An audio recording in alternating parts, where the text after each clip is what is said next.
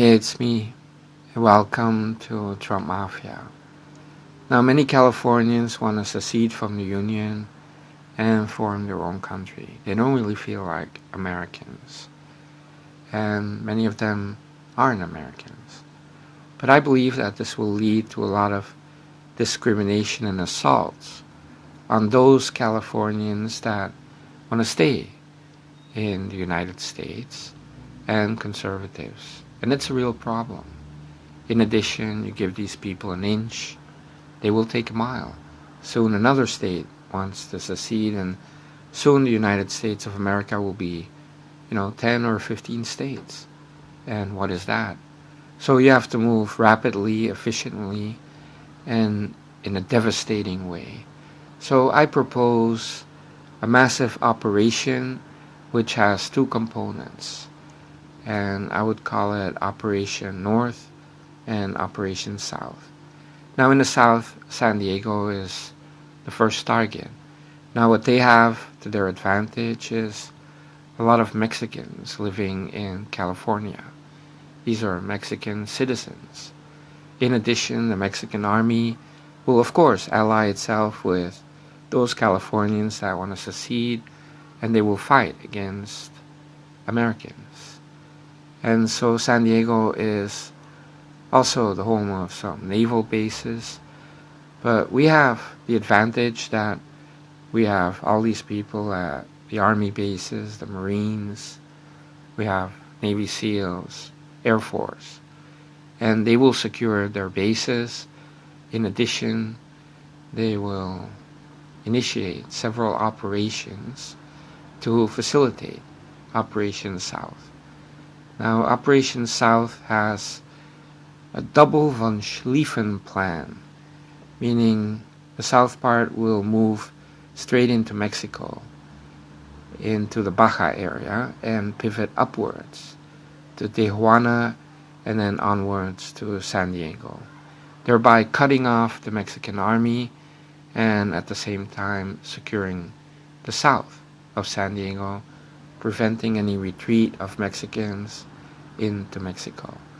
At the same time, you will have a massive armored force moving directly to San Diego and moving across its northern border and then pivoting upwards.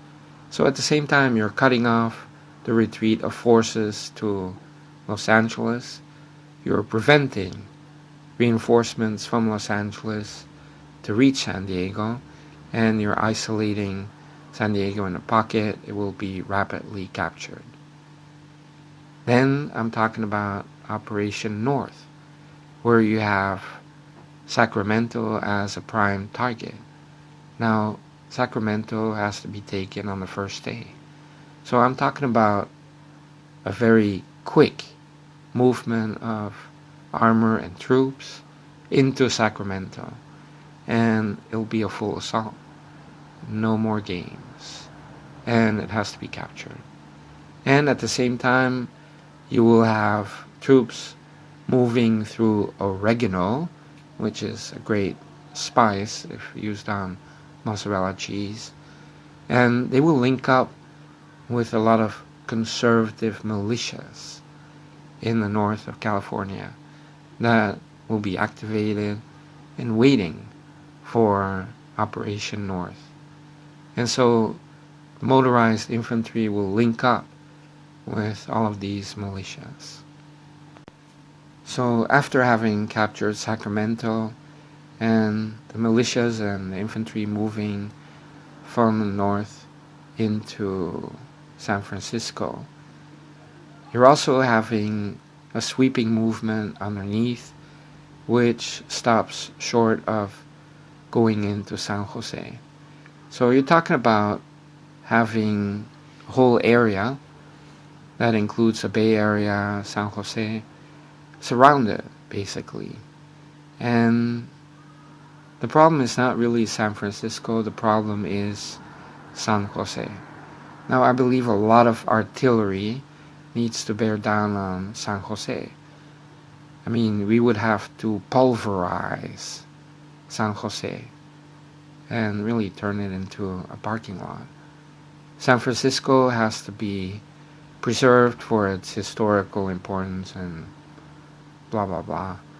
But basically, we're talking about people that will easily surrender when they're under a little bit of stress. So I believe Operation North will be successful, it will be rapid, and there will be minimal casualties, and there will be massive surrenders, especially from San Francisco, as you can imagine. Now the problem is Operation South. Now after the double von Schlieffen plan, you will have a lot of forces that will have retreated to Los Angeles, and Los Angeles really becomes the remaining pocket. Now, here is where the link-up happens. Forces from Operation North, being very quick and efficient and successful, will move to the south and secure the northern part of Los Angeles. And so Operation South, being very successful, will pivot upwards, move north towards Los Angeles. Now, Los Angeles and its surrounding area, we're talking about a very spread out city. So, because of the parks and forests, it's almost perfect to surround it. You have special forces taking control of Catalina Island, installing some massive howitzers, and you could pound the whole of Los Angeles day after day, and all their supplies are cut off. So knowing Los Angeles, there will be an apocalyptic atmosphere. You will start to see gang warfare, you will have to see some cannibalism, and eventually they will eat each other, and somehow they will end up surrendering. And it might take a long time. You may see some, depraved sights coming out of Los Angeles, footage captured on smartphones and whatnot, of massive rapes and gang members torturing people, and people, just doing anything to get some food, and it'll be brutal. And, you could say, okay, why don't you just pulverize the whole of Los Angeles? But no. You're talking about not destroying the USA for the sake of keeping the USA whole. So there's some patience involved. But I believe that if you have this kind of situation, you can negotiate their terms of surrender, and you can make a deal with them and whatnot, and finally occupy Los Angeles.